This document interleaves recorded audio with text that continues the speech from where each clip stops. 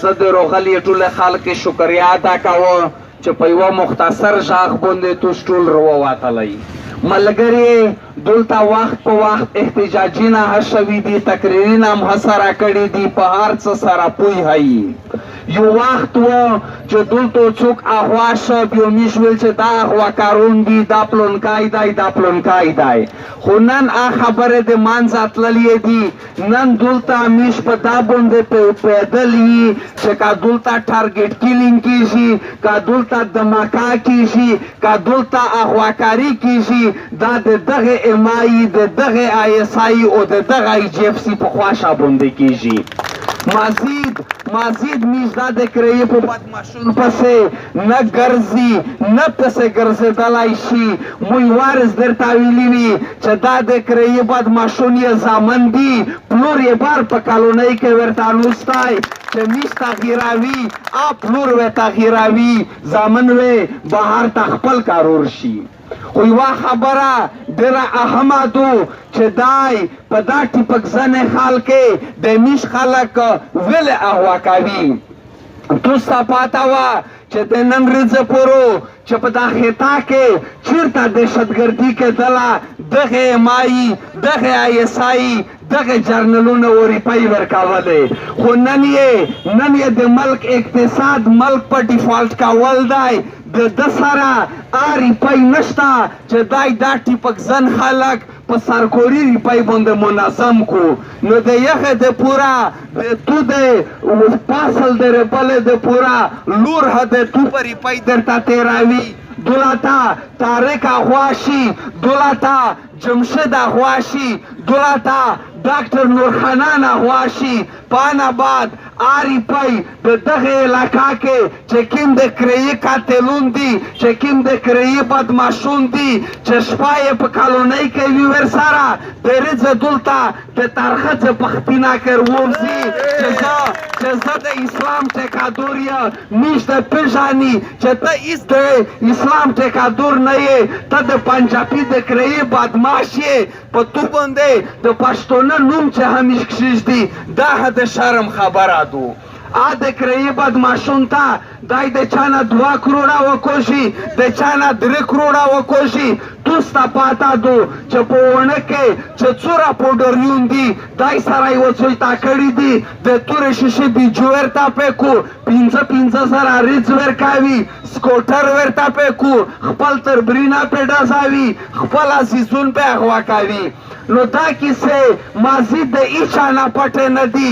او د میش د علاقې چې کوم خلک دی چې دا د کرایې بدماشون دي، اته همیش وایي چې نن خو د په څټ دا د فیصل آباد کارنل دی، کنی میش دی تو پېژني، د تو پیاوړتوبه پېژني چې کوم عرض دا کارنل اوس ترخه واخلي، دا خلکو دی د سپي غوندې په دا ورته کوي. خو میش یوه خبره کی چې بله ورځ کوم راوتلی و، خو جرنله میش ځکه درخه ایسور که چې میش ته پاته وه چې دا خلکو در دریمي د تو د کالونۍ دروازې و در وکوشي. پاناباد ورته یایې چې دا خلک پورته شدود دی. نن میش د دغه ځای نه درته یایي چې دا خلک بله ورځ دې راغی، که تو دروازې در وکشه، که تو فوجیې وټنګو، که د تو د کالونۍ مخکې څه وکړل، د دغه ذمهوارو بیا مزید میش نه وي. ته وې ځکه چې په کښلې طریقه باندې میش بار بار د تو نه مطالبه وکړه، خو ته نه مانې. خو آخرو میش بیا هغه لار اختیاروي لکه تو چې اختیار کړی دو. یوه آخري خبره، دا نن احتجاج مختصر و، میش ډایرکټ مشوره وکړه، ډایرکټ احتجاج وکړ. میش بارتخیل واسخیل کوم مشاورت ها شریدای که یخی کیم آئینی او قانونی قدم و خاص احتجاجی که در نایکړه سړکي نه بندول.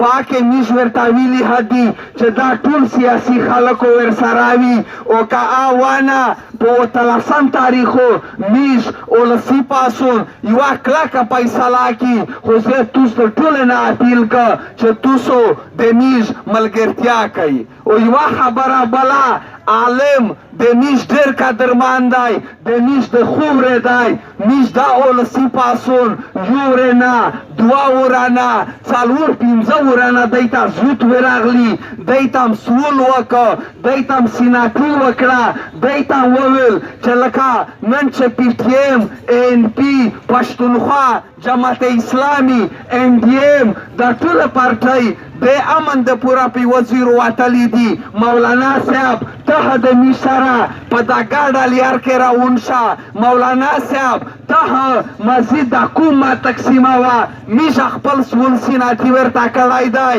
او میش د دی نه 20 دا توقع دو چې 18 تاریخ تو دی روشي دی د میسره په ولسي پاسون کې شامل شي او که